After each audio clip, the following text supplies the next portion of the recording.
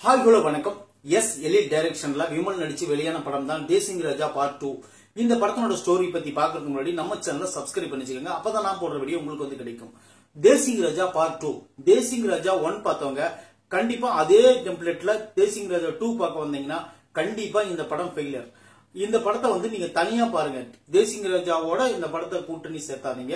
ஏன்னா அந்த படம் வேற லெவல், இந்த படம் வந்து ஒரு லெவல். இந்த படத்தோட ஸ்டோரி பத்தி பார்க்கலாம். இந்த படத்தோட ஸ்டோரி என்னன்னு பாத்தீங்கன்னா, ஒரு போலீஸ் ஸ்டேஷன், அந்த போலீஸ் ஸ்டேஷன்ல ஒர்க் பண்ணக்கூடிய இன்ஸ்பெக்டரான விமல், அவருக்கு தான் கேரக்டர். அவரு கூட ஒரு 4-5 பேர் சிபி போலீஸ். இப்ப என்னதுன்னு பாத்தீங்கன்னா, அதே இன்னொரு போலீஸ் ஸ்டேஷன், இன்னொரு இடத்துல இருக்கக்கூடிய ஒரு போலீஸ் ஸ்டேஷன், அங்க இன்ஸ்பெக்டரா இருக்கக்கூடிய புகழ், அவர் வந்து லேடி கெட்டப்ல இருக்காரு. அவரு கூட ஒரு 2 போலீஸ், காமெடி போலீஸ். இப்ப என்ன ஆகுதுன்னு பாத்தீங்கன்னா, ஒரு மார்க்கெட்ல ஒருத்தர் வந்து முன்பகை காரணமா ஒரு ஆளோட ரவுடியோட தலை வெட்டிடுறாங்க. அந்த தலையை வெட்டினது யாருன்னு பாத்தீங்கன்னா அமைச்சரோட பையன் அப்படிங்கிற மாதிரி வருது. இப்ப என்னதுன்னு பாத்தீங்கன்னா, அந்த அமைச்சரோட பையனை நான் கொன்றுவேன்னு சொல்லிட்டு கூட இருந்த பையன் என்ன பண்றான்னா அமைச்சரோட பையனை கொன்னுறான். இதுக்கு இடையில இன்னொரு சம்பவம் நடக்குது. அந்த தலையை தேடிட்டு ஒரு குரூப் அலையுது. இன்னொரு குரூப் என்ன ஆகுதுன்னு பாத்தீங்கன்னா, அமைச்சரோட பையனை பாதுகாப்புக்காக வராங்க. இப்ப என்ன ஆகுதுன்னு பாத்தீங்கன்னா, அமைச்சரோட பையனை கொன்னுட்டாங்க. அமைச்சர்கிட்ட ஒரு பர்சனலா ஒரு பென்ட்ரைவ் இருக்கு. அது என்னன்னு பாத்தீங்கன்னா, சில இல்லீகலான பென்ட்ரைவ் வந்து அவர்கிட்ட இருக்கும். அது வந்து பேங்க் லாக்கர்ல வச்சிருப்பாரு. இப்ப இதுக்கப்புறம் கதை என்னன்னு உங்களுக்கே புரிஞ்சிருக்கும். அவ்வளவுதான். அந்த லாக்கரை தேடி கண்டுபிடிக்கிறது தான் கதை. அவ்வளவுதான், வேற ஒன்றும் பெருசா இல்ல. இந்த படத்துல வந்து கதை அப்படின்னு சொல்ற அளவுக்கு எனக்கு அவ்வளவோ ஒன்றும் பெருசா தெரியல. காமெடி அப்படின்னு சொல்ற அளவுக்கு அந்த படத்துல பெருசா ஒண்ணும் தெரியல. எல்லாம் எப்பேற்பட்ட டைரக்டர், அவர்லாம் என்ன மாதிரி படத்தெல்லாம் கொடுத்திருக்காரு தெரியுமா? அதெல்லாம் வேற லெவல் படம் கொடுத்திருக்காரு அவர்லாம். அது குறிப்பா அந்த மனங்கொத்தி பறவை படம் வருதுன்னு நினைக்கிறேன்.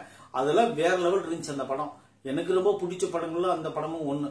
அப்பேற்பட்ட படத்தை கொடுத்தவர் அவரு. இப்ப தேசிங் ராஜா 2, தேசிங் ராஜா கூட நல்லா இருந்துச்சு. அது செம பண்ணது.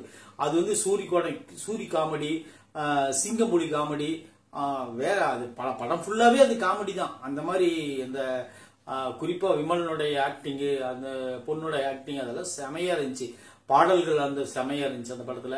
ஆனா இந்த படத்துல அப்படியே ஆப்போசிட். இந்த படத்துல நிறைய காமெடி நடிகர்கள் இருக்கிறாங்க. தமிழ் சினிமாவில் இருக்கிற எல்லா காமெடி நடிகர்களும் இந்த படத்துல இருக்கிறாங்க.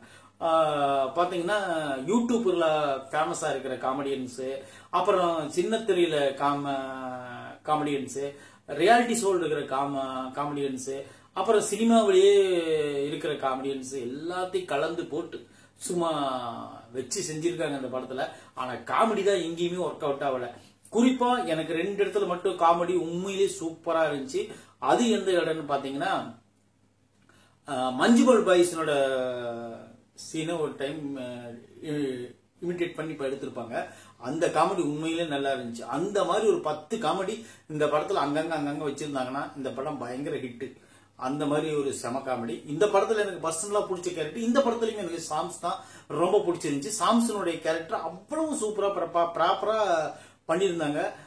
எனக்கு பர்சனலாவே சாம்சனுடைய காமெடின்னு ரொம்ப பிடிக்கும். அவரு இந்த படத்துல பண்ணிருக்கிறது எனக்கு ரொம்ப ஆறுதலா இருந்துச்சு. படம் நல்லா இருந்துச்சு. அந்த காமெடி சூப்பரா இருந்துச்சு. அவரு வையாபுரியும் அவரும் சேர்ந்து புகழ் கூட இருப்பாங்க. அவர் பண்ற காமெடியில வேற லெவல் இருந்துச்சு. புகழ் ஓரளவுக்கு பரவாயில்ல. இந்த படத்துல வந்து லேடி கெட்டப்ல வந்தாலும் கூட காமெடி அதிகமா இல்லைன்னா கூட அவங்களுக்கு என்ன வருமோ அதை பண்ணிட்டு போயிருக்காங்க. அப்புறம் வந்து பாத்தீங்கன்னா சிங்கம்புலி ஆகட்டும், அவங்கள சும்மா டைம் பாஸ் பண்ணிருக்கிறாங்க. அப்புறம் வந்து பாத்தீங்கன்னா இந்த படத்துல மொட்டராஜன் வர்றதே நம்மளுக்கு ஒரு 2-3 ஒரே ஒரு சீன்ல தான் வராரு அவர், குறிப்பா சொல்ல போனா. அப்புறம் மீதி இருக்கிற ஆளுங்க எல்லாருமே, சுவாமிநாதனை கூட ஓரளவுக்கு ஸ்கிரீன் கொடுத்திருந்தாங்க. அப்புறம் கிளைமேக்ஸ்ல ஃபுல்லாவே ஆக்கிரமிச்சுட்டது யாருன்னு பாத்தீங்கன்னா ரவி மரியாதா.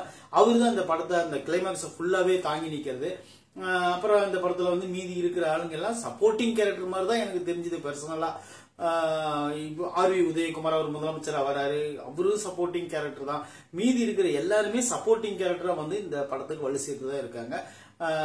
இந்த படத்துல காமெடி அப்படின்னு எடுத்துக்கிட்டீங்கன்னா எண்ணி சொல்லிடலாம், ஒரு 4-5 காமெடி இருக்கு அப்படிங்கிற மாதிரி.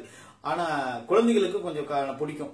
ஏன்னா நிறைய பேர் இருக்கிறாங்க இல்லையா, பார்த்து ரசிச்சிட்டு இருப்பாங்க, அவங்களுக்கு ஓரளவுக்கு நல்லா பிடிக்கலாம். பட் இந்த படத்துல பாடல்களும் அப்படி ஒன்றும் சுமாராக தான் இருந்துச்சு. ரொம்ப பிரமாதமாலாம் எனக்கு ஒன்றும் பர்சனலா தெரியல. தேசிங் ராஜாவோட கம்பேர் பண்ணும்போது சொல்றேன், எனக்கு ஒன்றும் பர்சனலா தெரியல. ஒரு ஐட்டம் சாங் ஒன்று இருக்குது. அது போல இந்த படத்துல வந்து ஹீரோயினி, ஹீரோ, அந்த அமைச்சரை கொலைன பையன், இவங்க 3 பேரும் ஒரே இடத்துல தான் இருக்கிறாங்க. ஒரே ஸ்கூல்ல தான் படிச்சுன்னு கிளைமாக்ஸ்ல சொல்றாங்க. இதெல்லாம் என்ன நடக்குதுன்னு எனக்கு ஒன்றும் புரியல. அப்புறம் இன்னொன்னு, மகனை கொன்னா கொலகாரன் கண்ணு முன்னாடி தான் இருக்கிறான். அவனை வந்து கூட்டணி சேர்த்துக்கிட்டு போய் பெண் டிரைவரை தேடுறாரு அந்த அமைச்சர். இது என்ன லாஜிக்னு எனக்கு தெரிய மாட்டேங்குது. ஒரு அமைச்சராகப்பட்டவன் தன் பையனை கொன்னவனை பழி வாங்குவானா, இல்ல அவனோட சேர்ந்துட்டு போய் பெண் டிரைவரை தேடுவானா? என்ன லாஜிக்கான ஒரு கதை? எனக்கு இந்த கதையில நிறைய முரண்பாடுகள் இருக்குது. இருந்தாலும் அதெல்லாம் லாஜிக்கெல்லாம் நம்ம பார்த்து இந்த படத்தெல்லாம் பார்த்தோம்னா கண்டிப்பா எந்த படத்தையுமே நம்ம பார்க்க முடியாது. படம் பார்க்குற ஆசையே நம்மளுக்கு விட்டு போயிடும். அதனால லாஜிக்கெல்லாம் நம்மளுக்கு ஒதுக்கி வச்சுட்டு இந்த படம் எப்படி இருக்கு அப்படின்னு மட்டும் நம்ம பார்த்து ரிவ்யூ கொடுத்துடலாம். நீங்க வந்து இந்த படத்தை பார்த்தீங்கன்னா ஒரு டைம் பார்த்து என்ஜாய் பண்றதுக்கான எல்லா விஷயங்களும் இந்த படத்தில் இருக்கு. நான் மீண்டும் மீண்டும் சொல்றேன், காமெடி படம் அப்படின்னு நினைச்சிட்டு நீங்க தயவு செய்து போகாதீங்க. சும்மா ஒரு ரியாலிட்டி ஷோ நடந்துட்டு இருக்குது. இந்த ரியாலிட்டி ஷோல நீங்க பார்த்திருப்பீங்க, நிறைய டிவிகள்ல ரியாலிட்டி ஷோ அவங்களே பேசிட்டு அவங்களே சிரிச்சுக்கிட்டு இருப்பாங்க. நம்மளுக்கு கடுப்பாகும். அந்த மாதிரி தான் இந்த படமும். அவங்க பேசி அவங்க வளவளன்னு பேசிட்டு தான் இருப்பாங்க. நீங்களுக்கு சிரிப்பு வந்தா சரிங்க, இல்லைன்னா உட்காந்து இருந்துட்டு எந்திரிச்சு வந்துருங்க, அவ்வளவுதான். எழில் சார் இனிமேலாவது கொஞ்சம் நல்ல படங்களா எடுங்க. தேசிங்க ராஜா படம் நல்லா இருந்துச்சு, 2 வந்து சொதப்பிட்டீங்களே.